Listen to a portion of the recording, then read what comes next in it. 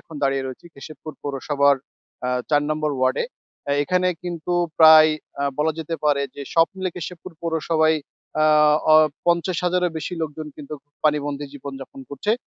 টানা ৩৬ ঘন্টা বৃষ্টির কারণে কিন্তু এই পানির জলবদ্ধতা আরো বৃদ্ধি পেয়েছে এবং নদী খনন না করার কারণে পরিকল্পিতভাবে এই পানির জলবদ্ধ শিকার হতে হয় কেশবপুর উপজেলাবাসীকে।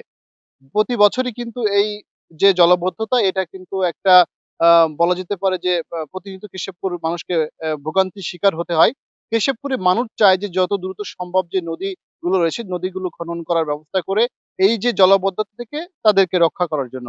এবং এই এখন যে যারা পানিবন্দী রয়েছে তাদের সবথেকে বড় সমস্যা হচ্ছে খাদ্যের সমস্যা, খাদ্য সংকটের সমস্যা এবং আ সেনিটারির যে ব্যবস্থা সেটাও কিন্তু খুবই গুরুত্বপূর্ণ এখানে তারা মনে করেন।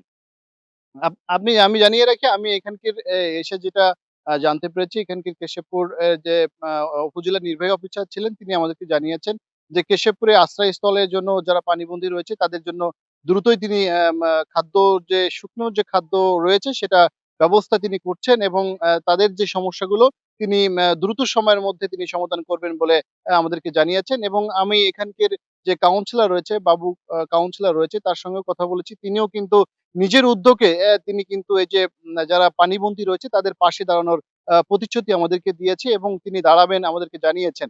সব মিলে এখানকার যে পানির যে কেশবপুরের আমরা বলতে পারি যে কেশবপুরের যে পানির যে বর্তমান অবস্থা, এই অবস্থা থেকে প্রতিনিয়ত কিন্তু মানুষ অসুস্থ হয়ে পড়ছে এবং অসুস্থ হওয়ার কারণে কিন্তু তারা বড় একটা সমস্যার সম্মুখীন হচ্ছে।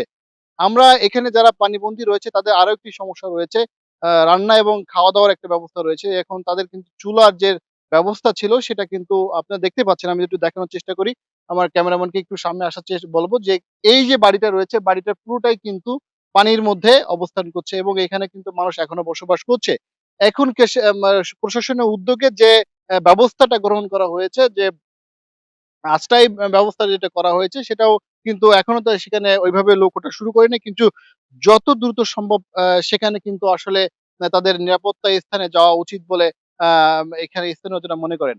এবং এইখানকার লোকজন আরেকটা বিষয় দাবি করেছেন যে, এই যে পানি যে সরানোর যে ব্যবস্থাটি যে মানে কিছু অসাধু যে ঘের ব্যবসায়ী রয়েছে, তাদের যে অপরিকল্পিতভাবে যে ভেড়িবাঁধ সৃষ্টি করেছে, সেই ভেড়িবাঁধের কারণে কিন্তু এই জলাবদ্ধতা আরেকটা কারণ বলে তারা আমাদেরকে জানিয়েছেন।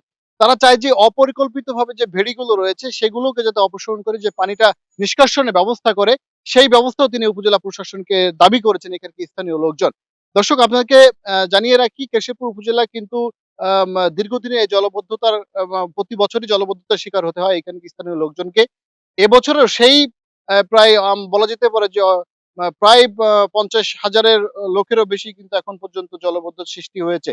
এখানকে যারা রয়েছেন তারা এখানকে যারা এই পানিবন্দী যারা রয়েছেন তারা দাবি করেন যে যত দ্রুত সম্ভব এই পানি সরানোর ব্যবস্থা করা হোক এবং এই যে পানির নিষ্কাশনের যে নদী যে খননের যে ব্যবস্থাটা সেটা যেন দ্রুত করা হয়। কলের পানি নেই।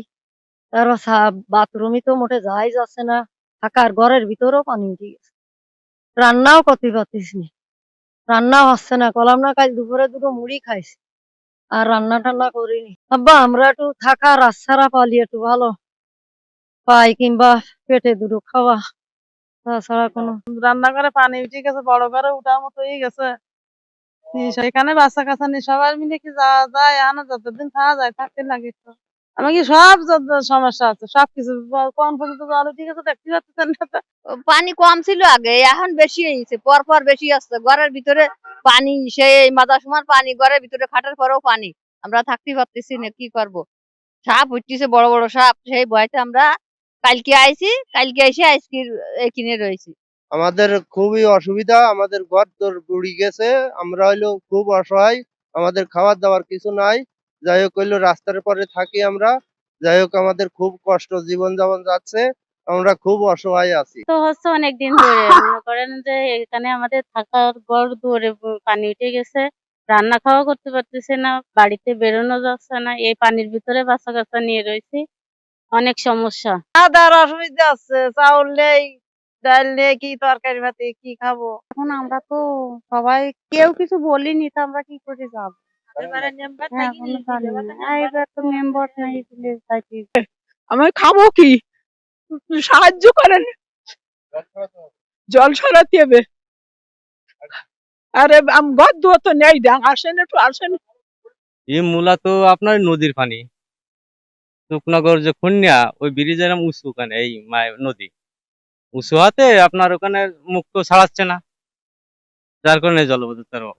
সরকারিভাবে যদি কোনো স্কুল বরাদ্দ নাই দেয়, আমার মুক্তিযোদ্ধা ভবনের সামনে একটি জায়গা আছে, তাদেরকে আমি তাঁবু দিয়ে রাখার চিন্তা ভাবনা করছি। পাশাপাশি তাদেরকে সকালে একক তো খাওয়া দাওয়া করার ব্যবস্থাও করার একটা নিয়ত আছে।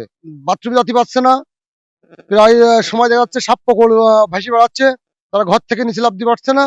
যে কারণে আমাদের স্থানীয় যারা বিএনপির নেতৃবৃন্দ আছে, জামাতের নেতৃবৃন্দ আছে, তাদের কাছে অনুরোধ করছি, আপনারা এই জনগণের পাশে আসে আপনারা একটু খেয়াল করেন। আমাদের যে স্কুলগুলো আছে আশ্রয় কেন্দ্র হিসেবে ব্যবহার করা হয় আর কি। তো সেইগুলাকে আমরা অলরেডি বলেছি তাদের সাথে যে যখনই লোকজন আসবে যাতে তারা খুলে দেয় এবং সে ধরনের ব্যবস্থা রাখে। গতকাল রাত থেকে আমরা পৌরসভাতে ৪ নম্বর ওয়ার্ডে কয়েকটা বাড়িতে পানি ঢুকেছে এবং আমি খবর পেয়েছিলাম যে কিছু লোক হয়তো আসতে পারে। পরবর্তীতে ওনারা বললেন যে না, ওনারা আসবেন না, ওনারা ওনাদের বাড়িতেই থাকবেন, থাকার মতো অবস্থা এখন আছে।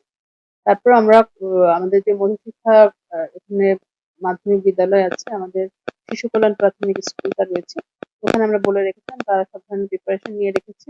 এছাড়া অন্যান্য ইউনিয়ন, পৌরসভা সহ অন্যান্য ইউনিয়নে যদি দরকার হয় আমাদের সে ধরনের প্রস্তুতি রয়েছে।